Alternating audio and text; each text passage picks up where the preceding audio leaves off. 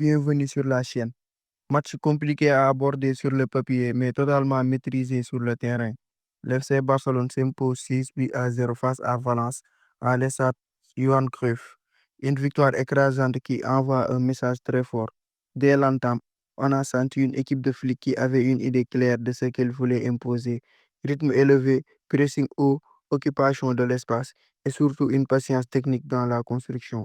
Le Barça a dominé de bout en bout. Et même si la première période n'a donné qu'un but, on voit déjà la supériorité se dessiner.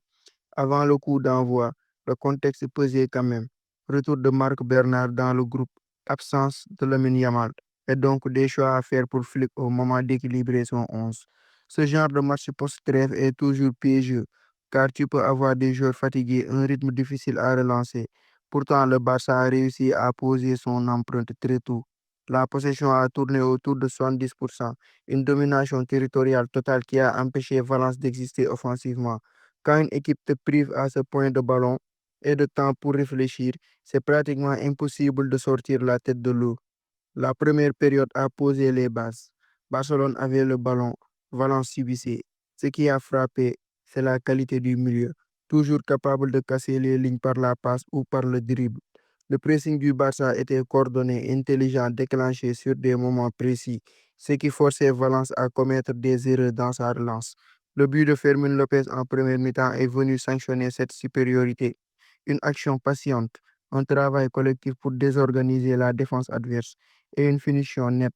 On pourrait croire que à 1 but à 0 à la pause, ça restait un score ouvert. Mais la réalité, c'est que Valence avait déjà perdu la bataille psychologique. Il courait après le ballon, incapable d'enchaîner 3 passes consécutives. Et quand une équipe subit autant, tu sais qu'à un moment ou un autre, ça va craquer. Et la bascule est arrivée en seconde période. Flick a joué avec son banc et c'est là que le match s'est transformé.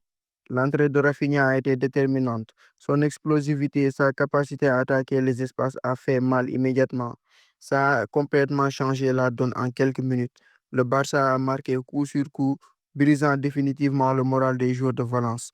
Rafinha marque, Firmin enchaîne derrière, puis Rafinha encore. Cette séquence a tué le match. On le sait. Quand tu prends 2 buts en 10 minutes, ton organisation s'écroule. C'est exactement ce qui s'est passé.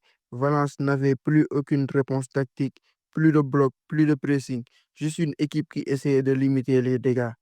Sur le plan tactique, le Barça a montré plusieurs choses importantes. Le pressing haut a été un élément central, déclenché de manière chirurgicale quand Valence tentait de ressortir, ce qui a mené à des récupérations dans des zones très dangereuses.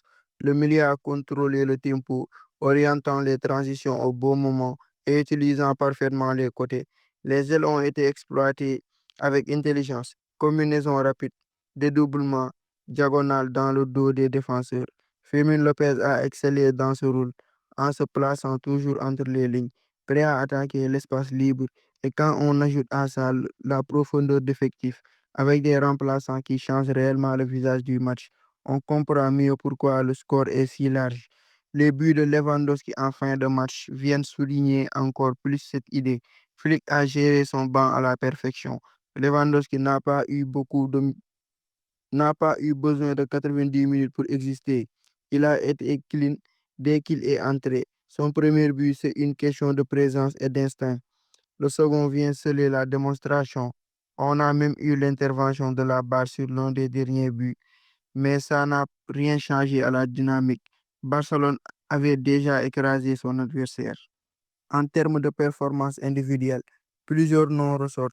Firmin Lopez d'abord, parce qu'il a été partout. Ces 2 buts récompensent un match de haute intensité où il a toujours su apparaître dans les bonnes zones.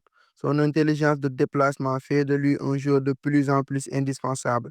Rafinha ensuite un doublé en sortant du banc. C'est le scénario parfait pour un joueur qui avait besoin de marquer les esprits et rappeler qu'il est une arme redoutable.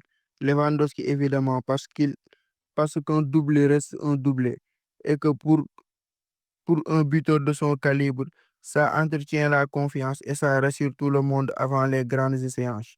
Enfin, Bernal, même si son retour n'est pas marqué par des buts, son apport psychologique et sa sérénité au milieu sont très précieux.